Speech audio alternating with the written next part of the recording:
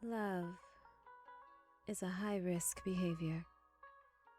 Hi, everyone. Welcome to the podcast, High Risk for Heartbreak. I am your host, Christina, and I'm so glad you decided to join me today. For those of you who are new here, I pray you find value in at least one thing I say today. And to my old and faithful returning crew, you know just how much I appreciate you. If you are new here, go ahead and hit that subscribe button. I want to welcome you into the fold. And if you happen to like this particular content, let me know by hitting the thumbs up button because that lets me know how to better tailor this channel for you. Without further ado, let's jump into it. A few weeks ago, I saw a tweet that said, "My future husband deserves to have a pretty wife with a bangin' body. So, to the gym I go." I agreed with this sentiment, and I commented that is how I actually stay motivated when I don't have it for myself. My husband deserves a healthy, happy, and beautiful wife.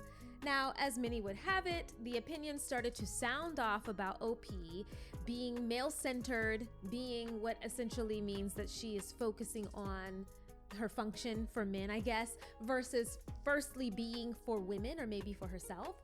And you know, the definition of these things change every single day, so you never really know what people are upset about. But the comments also were saying on the flip side of this, and yes, it was mostly men who were in favor of her sentiment, saying that they agreed with her and then save this woman, protect this woman, you know how they do.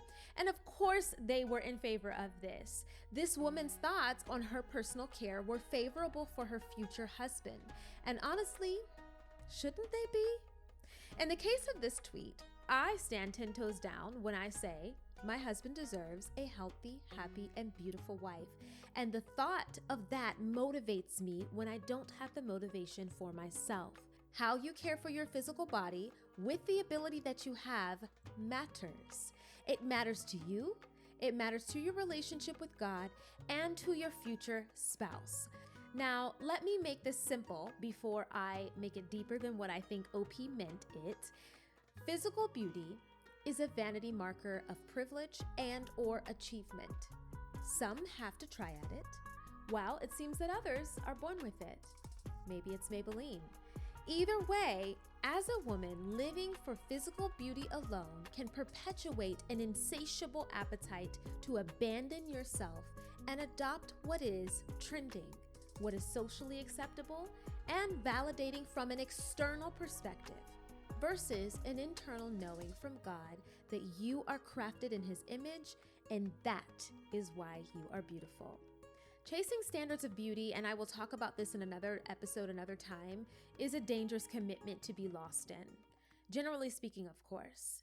Now, to go deeper, beauty may come with many standards, and it seems that the goalpost is always moving, which I agree.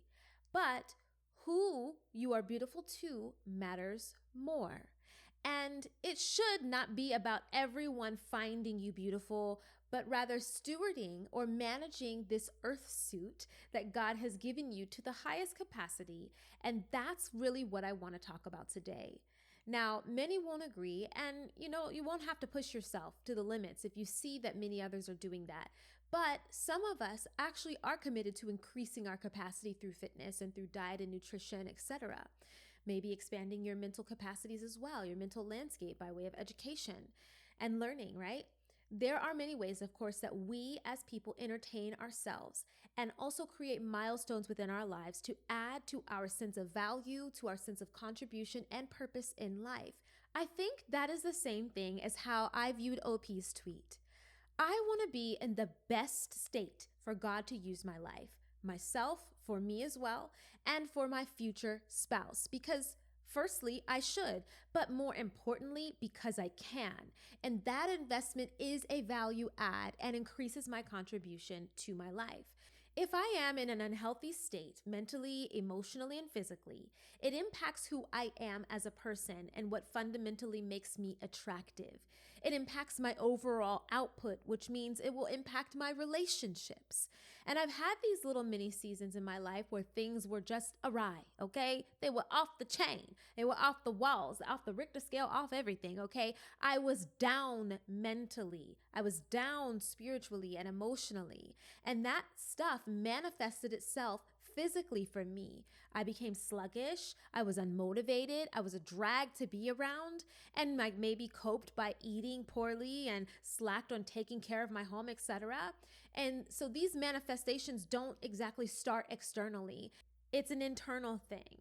And that manifestation was ugly because inside was ugly. It was uncared for and it was allowed to fall by the wayside. Now, imagine if I were in a marriage and this was not just a season or a moment of time, but it was my operating state of being down by the wayside.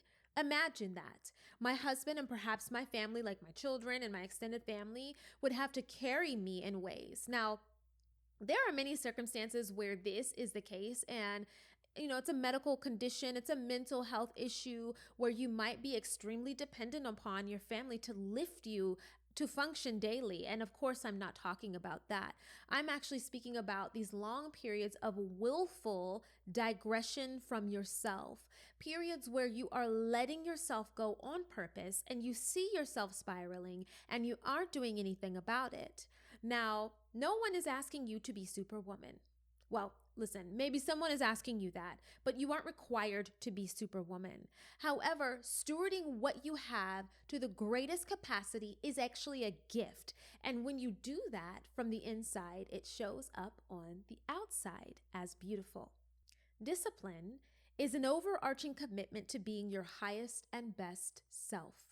Discipline especially shows up when your feelings aren't there to motivate you through. It is the maintenance that we keep despite the circumstances. And I know you aren't Superwoman. I know you deserve your moments of rest. And that actually is part of your discipline as well, is resting, which I am trying to get better at myself. Resting is something that I have never been great at, but I thank God for friends and family members who are reminding me that God commands us to rest, to take the Sabbath in the same way that He did on the seventh day. I need that reminder that God gave me the Sabbath for me, for my renewal, right? It is a benefit to me to put down the sowing, to put down my hand off the plow. And it's beneficial to me when I find myself resting. Disciplining yourself to rest is an outward and inward approach to stewarding or managing the gift of your life with the utmost care. And I think that this is an area where many of us could actually do better in. And the same goes for your physical fitness or care of your physical vessel. While rest is part of keeping up with your physical and spiritual and soul well-being, so is the work that you actually put in for it. And not everyone, of course, is the most athletic, though in the Western society we have fitness has become such a big sought after addition to life. And many are making it a priority to get active, right? Despite coming from also the part of the world that struggles with health and stewardship of their health and proper dieting and nutrition. And we are not in a place of scarcity when it comes to food. We are in a place of excess. There is a large part of the population that lives in excess daily, and they don't necessarily care for their physical well-being. And I think for believers, this is actually an area that many of us are actually lazy in, especially the church. The church, its people, are not always leaning into physical health as part of this non-negotiable when it comes to stewardship of their lives. We often focus heavily on the spiritual and on the relational, which is wonderful, allowing us to, go then after church and have after church dinners and never missing an after church dinner. In fact, we are probably eating after church type dinners every single day and praying for it to be nutritious. And I don't say this in a mean way because I love me a good after church dinner. I was raised on that, okay? We were shucking corn, popping peas, peeling potatoes, grating cheese, okay, cornbread, cabbage, like it was always there, okay? It was always a lot of food. However, knowing how to eat well for your body is really, really important. I think that's something that we don't emphasize enough within the church. God wants us to take care of this part of ourselves as well, right? Not just our spiritual and emotional and relational being, not making it, of course, an idol as some might have made it, but also not treating it as an afterthought, right? Waiting until it becomes a 911 situation where your genetics and your habits have teamed up with each other. And now they're teaming up against you. Some of this is avoidable to some degree. Now, genetics, obviously, you can't help. Congenital issues, I have a congenital heart condition. Cannot help that, right? That's something that you're born with. But you can be informed and move accordingly to better preserve the health that you do have. And so that's why I find this extremely important. Our spirit and our soul were crafted to live out of this body that we have. So the least that we could do is care greatly for it as well. It is in the stewardship that we will find our health, right? In the way that we steward our mind, our body, and our soul, right? Or our mind, our body, and our spirit, that we will find the most health. Now, my pastor says that we underestimate how our emotional and mental health impact our spiritual life. And I would also like to add that our physical stewardship is indicative of what is going on internally for us, mind and spirit. And then it manifests itself in a body type way. So, having said all of this, should how you care for your body matter to you? Of course. I think in order for us to have an overall health and ease in life, doing it from a place of intention, as much as you can control it, is a good thing, and it matters. Should it matter to your future present spouse? Yes. Now, I don't generally like to speak this way because who am I to tell you what you should and shouldn't have, and where you should and shouldn't go, and what you should do? But I am about to should all over you, so buckle up, okay? Your future or present spouse, out of all the people that you know, should be the harbinger of your hardships and the herald of your happiness. He should want the best for you and himself and alert you when you are not at your best, and you do the same for him. And that's not just from a present looking perspective, but with foresight. Imagine a world where both of you are committed to a lifestyle of health. Imagine a world where both of you are committed to a lifestyle of health within your locus of control, of course, for yourselves. Now, imagine having the foresight to desire to be in tip-top shape for your other person, for desirability, for longevity, and health. You ideally should do that for yourself and each other. And this isn't about being mean-spirited and overly critical or micromanaging someone's body, even your spouse, okay? This is not about that. This is about personal and coupled responsibility. How is it within our relationships or marriages that we can commit to share finances, we can commit to being in the same domicile, we can commit to having offspring in multiples, but we find it tough to commit to remaining desirable and healthy for one another, especially when we don't have it for ourselves? Truthfully, I resonate more with the health side of all of this argument because beauty, of course, changes with time, it fades, right? However, I still believe it is important to continue to deposit similarly, if not with more effort, into your relationship in the desirability department. I think that's actually important, especially for women getting married to men. Beyond looks, though, I think about the ability to have a great quality of life with my future children. And that's why I said I think the health side of this appeals more to me, because letting yourself go is not just about vanity and beauty. It's also about what's happening internally here and how is that going to impact your future family. My desire for my kids, of course, is to be great for them. I want to be in the best state of wellness that I can control. And I don't desire for my children to have to carry me through moments when I'm unable to be at my best, of course, unless I'm in extremely old age and I'm fragile and weak, right? But not for the whole of their life.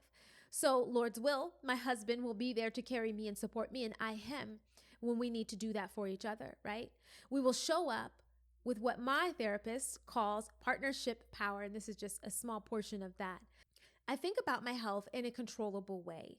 And I have to remind myself of that when external factors decide to start wanting to roll in and I want to just slack for a little bit too long. I want to have a little bit too many chips, a little too much popcorn. You have to ask yourself, what is it that God has given you dominion to manage, to have a great level of control over? You have to ask yourself that.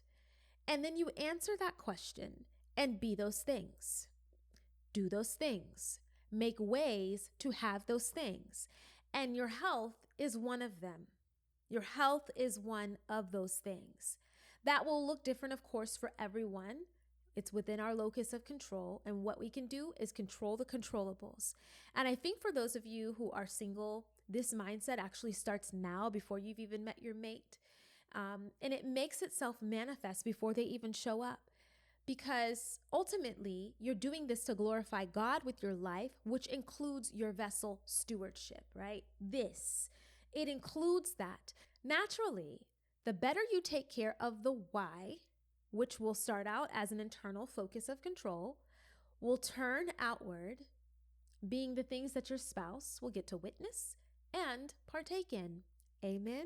Now, there are two things that I want you to think about when it comes to the subject of stewarding your body well. Number one, you can start out on the outside, but it's what is on the inside that will actually be shining through. And I harp on this thought often, and it really is like the entire point of this podcast, but love requires heart change. It requires a shift in how your heart is set, kind of like a mindset shift, but on a heart level. And it's a shift on things that God desires for you, and that aids in you actually experiencing the abundance that God actually has for you to the full. You must start inside though. It's an internal transformation of love that causes you to die to your old ways that were sabotaging you, that were sabotaging your relationship with God and other significant people in your life. You nurturing your spirit changes your mind. The mind will change your heart. Your heart will change your body. And at that point, everyone attached to you will experience life change. You have to work from the inside out, and that is good stewardship, making your efforts absolutely worthwhile. Number two, what am I doing now in my singleness season that will impact the lives of me and my future family? Sometimes it's hard to imagine in real time what we are praying for. It's hard to conceptualize all the things that have yet to come. But if you stay grounded in doing the highest and best for yourself, right? Disciplining yourself, it will grow as God continues to add to you. You have to measure things based on the value that they add or subtract from you. Consider this. Is drinking every weekend for your entire 20s going to add value to your life or subtract value from your life, from a total life perspective? Some might say add, right? Some probably will say add because they had a bunch of fun and had a bunch of wonderful experiences. But I think about this more in hindsight, that you might consider the irreparable damage that you've done to your body, like your liver, the irreparable damage of long, late nights, lots of them, bringing about wrinkles faster, right? Or more crucially, the habits that you've now reinforced that continue, maybe through alcoholism, overexposure to alcohol, a weakness to alcohol. This is just one example. Those habits, though they may be fun, are expensive. And oftentimes they are robbing from our future selves with the thought that we will actually have a chance to replace it or make it up on the back end. Making something up on the back end when it comes to finances in this economy, bless you, bless you. Those thousands could have been stacking in Bitcoin or real estate or affording your future family something better, a chance at something better. So how you steward your life now matters. How you add and subtract value from your life will absolutely 100% unequivocally impact you in your future. One of those things that I have taken on is staying committed to my fitness. I've always kind of been a fitness girly, so, it's been in my blood, but now more than ever, I am just being much more conscious about how active I am and what types of activity I'm doing, because I do want to have a good quality of life. I'm definitely grateful for the things that disciplining myself all of those years have set in motion, right? I've been allowed to expand, through my physicality, my work horizons, landing some of the biggest paying jobs to date. It has helped me to continue to be mobile and agile and flexible. And the most amazing feeling comparatively is that people my age don't exactly feel as great in their body. And I have bumps and bruises, don't get me wrong, but I feel great in my body. It has forced me to really be conscious about how I feel my body as well, because anything reckless going into my system now impacts me and my performance, and I don't like that, okay? So I am very conscious. I'm maybe a little bit neurotic about it, and you don't have to be that way, but I do think it's important to be conscious of it. So there are just a few things, of course, that are simply controllable by us. And ultimately, God obviously has a final say, but he's given us a lot to run with, a lot. So why wouldn't we run with it? Why wouldn't we run with it? Is what you're watching, is what you're eating, and what you're doing going to add value or subtract value from your life in your future? Is it subtracting or adding value to your life now? Is it taking away from the wife or mother that you will be? These are a couple of things that you should think about. I deviated pretty greatly from the original post, the original topic, but I think that being beautiful is not just about, it's not an outward trait.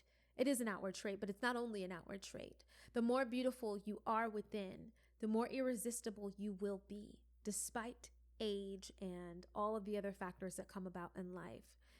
So this is it. This is all that I had for you guys. It was just something that I wanted to discuss. Like always, love yourself first, hit the gym, go to therapy so that you can then go and love your neighbor. They will thank you for being the best you. Thank you guys so much for joining me. Until next time. Why don't you stay a little longer? You like what you like, right? Subscribe to the channel so we can spend a little more time together. And maybe comment your thoughts because I care what you're thinking. Love is the risk and the reward.